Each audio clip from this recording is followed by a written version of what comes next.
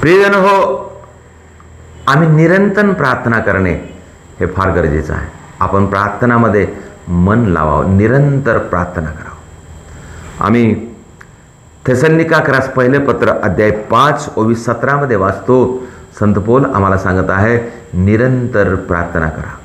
प्रियजन हो, आपण निरंतर प्रार्थना करणे फार गरजेचं आहे. निरंतर प्रार्थना करणे म्हणजे काय? निरंतर प्रार्थना करणे म्हणजेच आपण देवाशी जुडून राहणे, देवाची नेहमी नेहमी आठवण करणे, देवाकडे विनंती करणे, देवाला धन्यवाद देणे, देवाची स्तुती करणे. कोणतेही काम करत असताना सुद्धा आम्ही देवाला स्तुती करू शकतो. आपण कधी प्रार्थना करत नाही जेव्हा आपण देवाला विसरतो किंवा देव माझ्यासोबत आहे याची मला भान नाही, तेव्हा आपण देवापासून दूर जातो.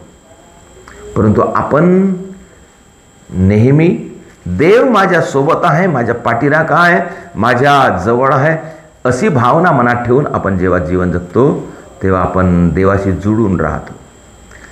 आम्ही योहानाची शुभवर्तमान अध्याय 15 मध्ये आम्ही वाचतो, प्रभू म्हणत आहे, तुम्ही माझ्यामध्ये आणि मी तुमच्यामध्ये राहिलो म्हणजे तुम्ही उत्तम पुष्कळ फळ देऊ शकता.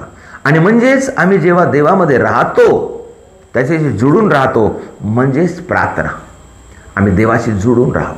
प्रियजन हो, आम्हाला प्रार्थना करण्यासाठी भरपूर कारणं आहेत.